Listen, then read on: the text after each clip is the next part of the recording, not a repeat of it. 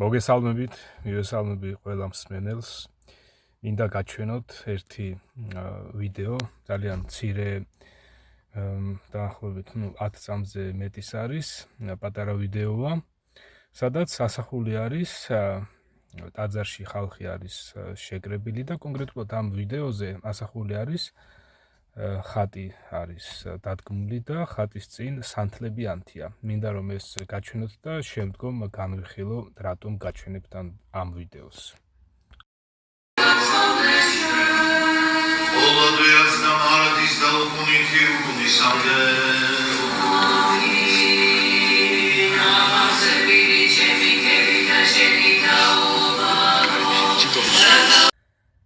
ჯერ კიდევ მოსე წინასწარმეტყველის პერიოდში, როდესაც მოსე ასპარეზზე იყო გამოსული და ღმერთმა მოსე დაადგინა იმისათვის, რომ ებრაელიერი გამოიყვანა ეგვიპტიდან და ასევე მოსეს მეშვეობით ღმერთმა ისრაელს გადასცა საღვთო წერილი, რჯულდებები, მთელი რიგი წესები, სამართალი, რასაც უნდა დამორჩილებოდა ისრაელი და ასევე ისრაელში მცხოვრები ის უცხოელები, ვინც უფალს მიეწებნენ და ჯერ კიდევ ქრისტეს შობამდე დიდი ხნით ადრე მოსე წინასწარმეტყველის პერიოდში ღმერთმა პირდაპირ აკრძალა ხატების გაკეთებაც, ასევე ხატების მიმართ სამსახურიც, ხატების თაყვანისცემაც.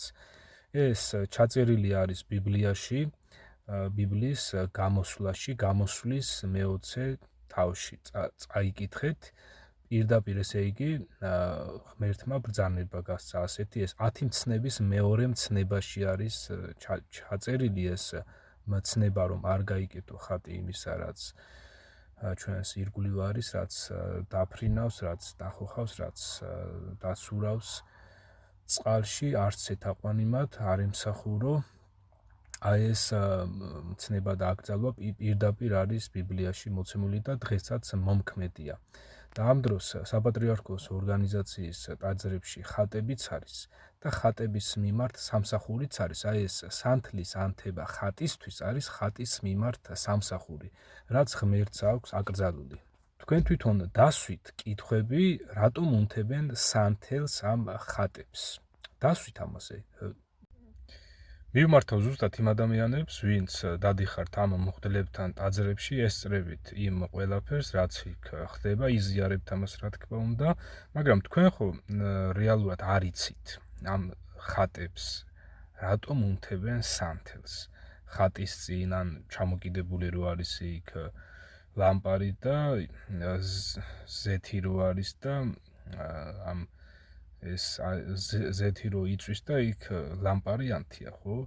ასევე სანთელი რო დგას ამ ხატის წინ და იქ ეს სანთელი უნთია ხატს, რატომ ანთია, ეს ხო თქვენ არ იცით და კითხვებსაც რატომღაც არ ასვამთ.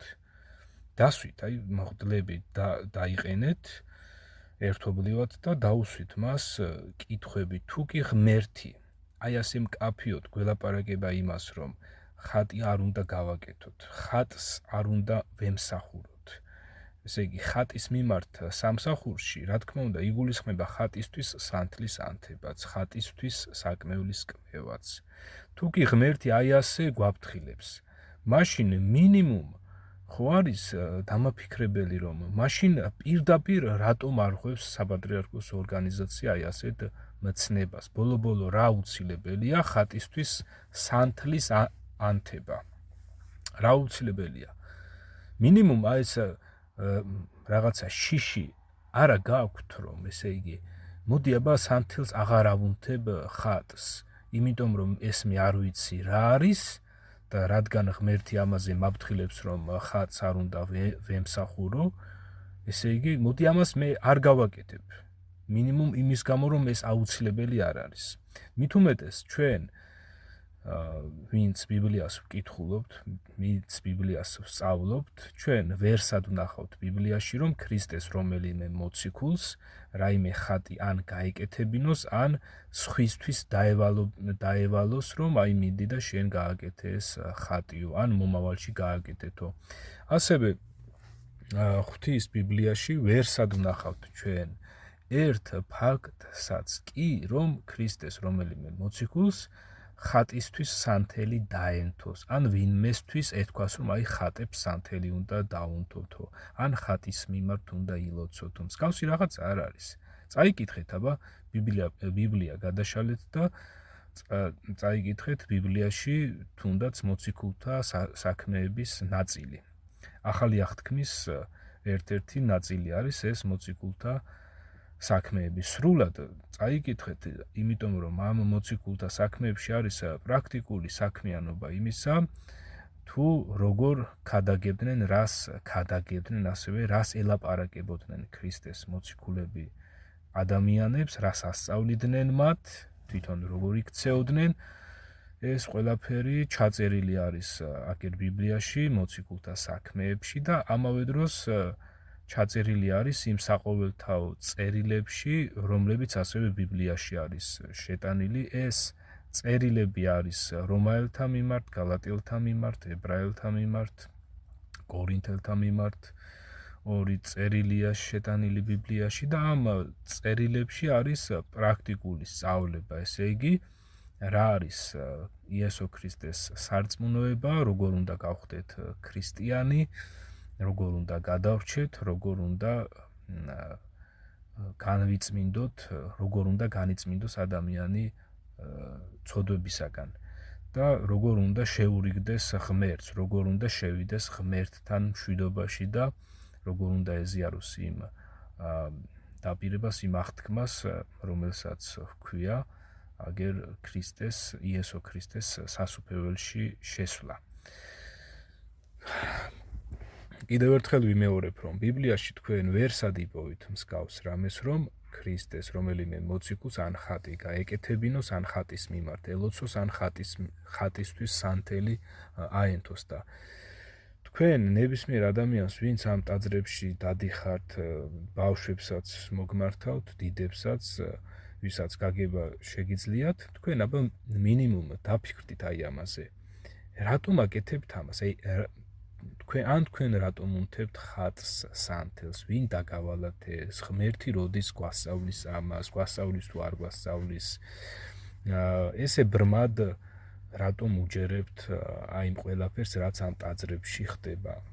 ანუ რა, ესე იგი, რომ ტაძარში რო შედიხართ, იქ რომელიღაც ადამიანი სანთელს რომ უნთებს ხატს, თქვენც ავტომატურად მიდიხართ და სანთელს უნთებთ. ამ ადამიანს არ ეკითხებით, რატომ უნთებს სანთელს.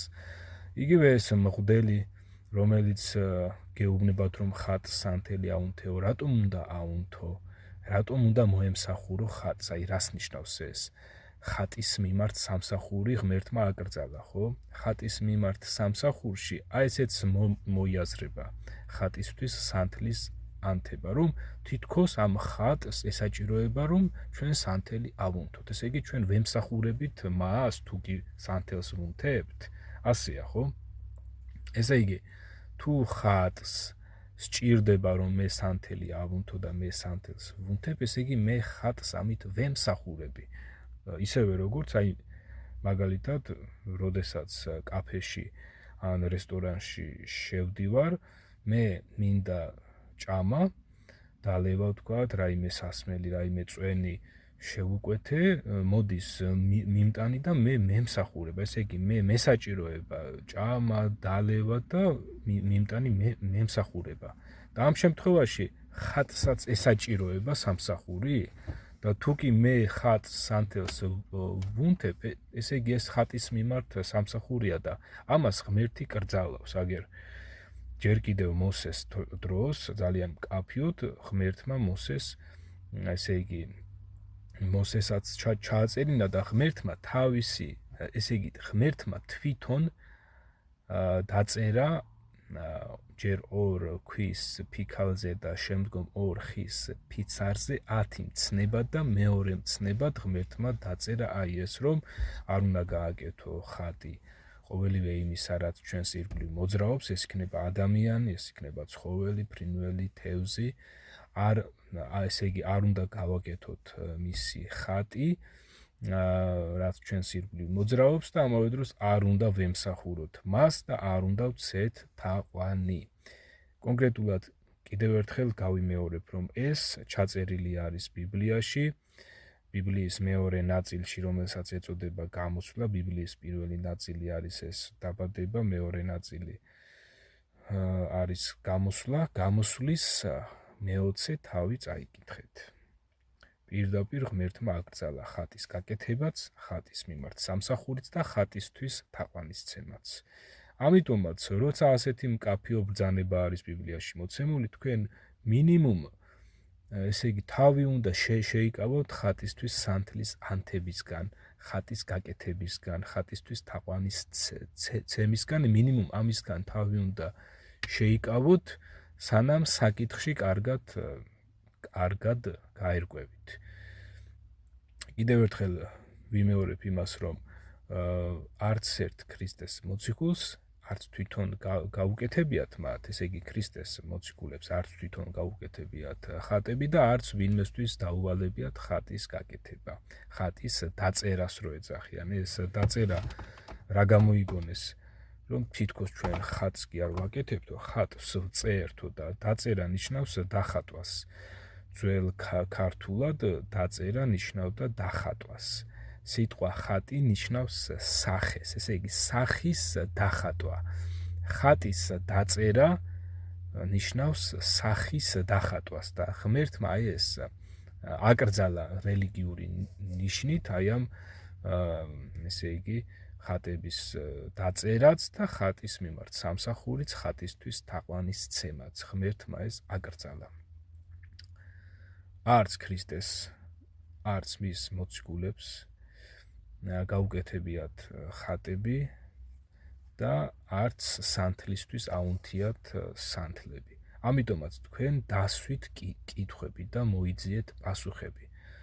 თქვენ ამ კითხვებზე პასუხს მიიღეთ მხოლოდ ღვთის წერილიდან და თუ კი თანმიმდევრულად ღვთის წერილს შეისწავლით, ღმერთი თვითონ გაგაგებინებთ ყველაფერს, ღმერთი თვითონ გაგაგებინებთ, როგორ უნდა გქონდეთ მასთან სწორი ურთიერთობა, იმისათვის რომ ღმერთთან მშვიდობაში იყოთ და გადარჩეთ.